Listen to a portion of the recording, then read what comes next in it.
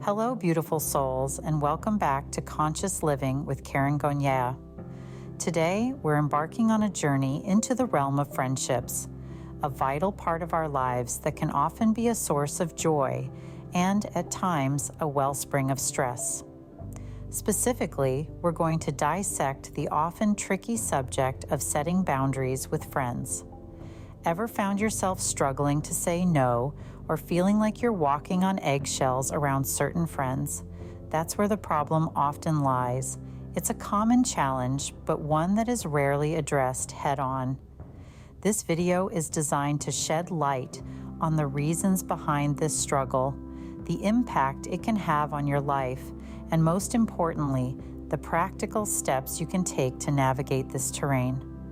Together, we'll explore why setting boundaries can be challenging, the impact of people-pleasing behaviors, and practical steps you can take to establish healthy boundaries in your friendships. Setting boundaries with friends can feel like an uphill battle for many reasons. It's a delicate dance, a balancing act of sorts, where we constantly juggle our own needs with those of our friends. We all want to be good friends, right? We want to be there for the people we care about, to support them, to help them when they're down. But sometimes this well-intentioned desire can tip the scales of balance, leading us to prioritize their needs over our own. Now let's take a moment and ponder over this. Have you ever found yourself feeling drained after spending time with a friend? Or perhaps you've felt resentment simmering within you when you've overextended yourself for a friend's sake. These feelings can often stem from a lack of boundaries in our friendships. Fear plays a significant role here. The fear of disappointing our friends, the fear of conflict, the fear of being perceived as selfish. These can all make setting boundaries feel like an insurmountable task. We may find ourselves saying yes when we really want to say no, sacrificing our own needs and well-being to keep the peace. At the heart of this struggle, we often find people-pleasing tendencies. These are behaviors where we prioritize pleasing others over our own needs or feelings. As a result, we change our behaviors, opinions, or plans based on what we think our friends want. It's like we're chameleons, constantly changing our colors to blend in with our surroundings to avoid standing out or causing any discomfort. These people-pleasing tendencies can make us feel stuck, like we're constantly bending over backward to keep our friends happy at the expense of our own happiness. It's like we're on a never-ending treadmill, running at a pace set by others, leaving us feeling exhausted, unfulfilled, and resentful. So, it's clear that setting boundaries can be tricky. It's a complex process that involves navigating our fears, managing our people-pleasing tendencies, and prioritizing our own needs. But remember, it's a journey, not a destination. And as we navigate this journey, we must remember that it's okay to prioritize our own well-being. People-pleasing tendencies often lie at the heart of these struggles, leaving us feeling like chameleons in our friendships, constantly adapting to please others and avoid conflict. There are several common types of boundary challenges that we may encounter in our friendships. First, let's discuss the challenge of maintaining old friendships that no longer serve us. These are the bonds we might refer to as historical handcuffs, relationships that have existed since childhood or adolescence. They are often steeped in nostalgia and shared memories, but may not reflect who we have become as adults. The challenge lies in recognizing when these friendships are no longer fulfilling or supportive, and then finding the courage to either redefine the relationship or let it go. Next, we have the challenge of dealing with frenemies. These are the friends who may not genuinely wish for our success or happiness. They could be subtly undermining, competitive, or simply not there for us when we need them. These relationships can lead to feelings of unease and resentment. The challenge here is to acknowledge the negative impact these so-called friends have on our well-being, and then to assert our boundaries or distance ourselves from them. We also face boundary challenges as we navigate through different life stages. Our social circles naturally shift as we transition from high school to college, from singlehood to marital status, or from one job to another. These transitions can strain our friendships as we grapple with new environments, responsibilities, and relationships. The challenge here is to accept these changes and be flexible in adjusting our boundaries accordingly. Finally, we have the challenge of managing friendships with people who have different boundary styles. Some friends might have more rigid boundaries, while others might have looser ones. It can feel like a tightrope walk trying to balance our own needs and comfort levels with those of our friends. Setting boundaries can feel like walking a tightrope. But remember, it's a journey. It's about understanding ourselves better, respecting our own needs, and cultivating relationships that bring out the best in us. It's about learning to walk that tightrope with grace and confidence. And as we continue to grow and evolve, so too will our ability to assert our boundaries in our friendships. So how can we begin to make positive changes in our friendships and establish healthy boundaries? It all starts with raising our awareness. Often we find ourselves caught up in patterns of behavior that we're not even fully conscious of. We might be saying yes when we really want to say no, or putting our own needs aside to accommodate others. These are signs of people-pleasing tendencies, and the first step towards change is recognizing them. Awareness is like turning on a light in a dark room. Suddenly, you can see things you didn't even realize were there. That's why it's so important to pay attention to your behaviors, especially in your interactions with friends. Notice when you're bending over backwards to please others, or when you're avoiding conflict at all costs. These are red flags that your boundaries may be too flexible. But how can we cultivate this awareness? One effective strategy is mindfulness.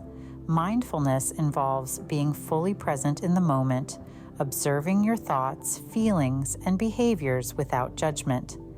It's about noticing, not criticizing.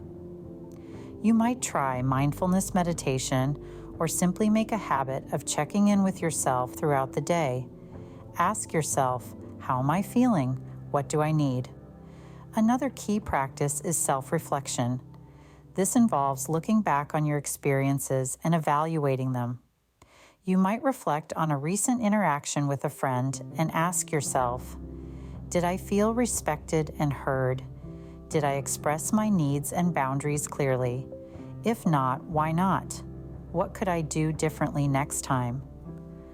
Through these practices of mindfulness and self-reflection, we can start to see patterns in our friendships. We can identify which relationships are nourishing and which ones are draining. We might realize that certain friends consistently disregard our boundaries, or that we feel anxious and exhausted after spending time with them.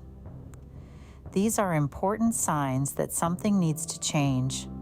Through practices like mindfulness and self-reflection, we can start to identify which friendships drain us and which ones bring us joy and support. Building awareness is the foundation for change. It's the starting point for setting healthier boundaries and cultivating more fulfilling friendships. A good and healthy friendship is built on mutual respect, trust, and support. This is the cornerstone of any lasting relationship. When we talk about mutual respect, we're referring to the understanding that each person's feelings, thoughts, and experiences are valid and important. It's about acknowledging that we all have our unique perspectives and that these differences don't make one person better or worse than another. Building on this foundation of respect, trust is another critical quality in a good friendship. It's about reliability and consistency, being someone your friend can count on. Trust is built over time through actions, not just words. It's about showing up for your friend in good times and in bad, and knowing they will do the same for you. Support is another pillar of a healthy friendship. It's about being there for your friend, cheering them on in their successes, and offering comfort in their failures. Support isn't just about being a cheerleader, though. It's also about challenging your friend when they need it, helping them grow and become the best version of themselves. Now, let's talk about communication. Open and honest communication is the lifeblood of a good friendship. It's about sharing your thoughts and feelings, your fears and dreams, and being met with understanding and empathy. It's about being able to discuss anything, no matter how difficult or uncomfortable, and knowing that your friend will listen without judgment. In the context of setting boundaries, open communication is absolutely crucial. It's about discussing your needs and expectations and understanding your friend's needs and expectations as well. It's about having those tough conversations when boundaries are crossed and working through any conflicts with respect and kindness.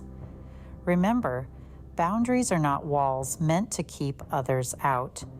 They are guidelines that help us understand how we can best interact with each other in a way that respects and honors our individual needs.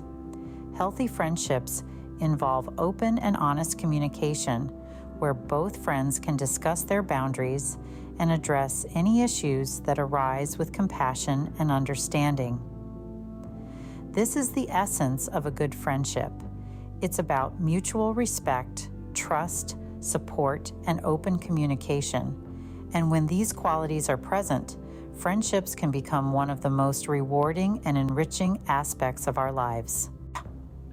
On the other hand, codependent friendships can be characterized by imbalance and overinvestment. These are the friendships where you find yourself giving, and giving some more with little in return. You might feel like a well that's constantly being drawn from without ever being replenished. It might even seem like your friend has a sixth sense for when you're at your busiest or most drained. That's when they reach out with their latest crisis.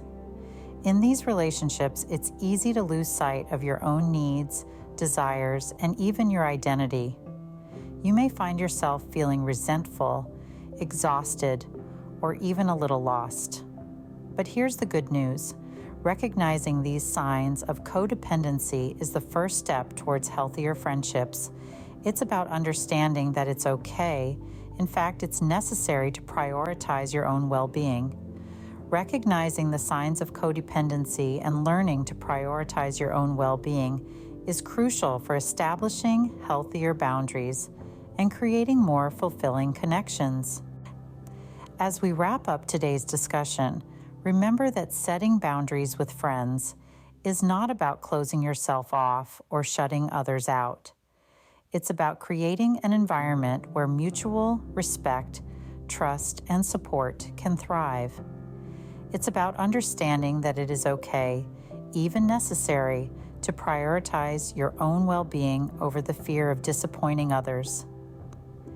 We've explored why setting boundaries can be challenging, often due to our people-pleasing tendencies. We've acknowledged the types of boundary challenges we face, from historical handcuffs to frenemies. But remember, it's not the challenge that defines us, but how we respond to it. Raising awareness around our friendships allows us to identify which relationships serve us and which ones drain us. This awareness is the first step towards establishing healthier boundaries. It's about being mindful, taking a step back, and asking ourselves, how does this friendship make me feel? We've talked about the qualities of a good friendship. A friendship where both parties feel comfortable expressing their needs and feelings without fear of judgment or rejection.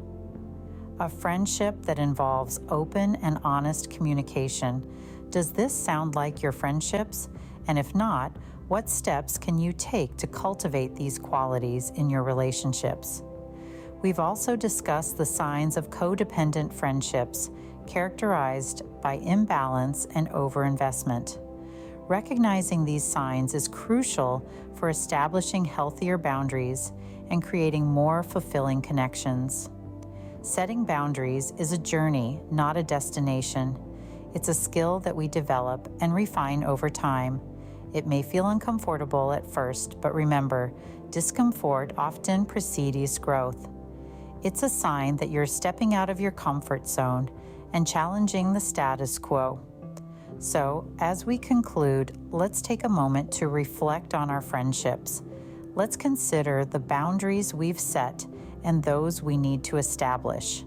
Let's remember that it's not just about saying no, it's about saying yes to ourselves, our needs, and our well-being.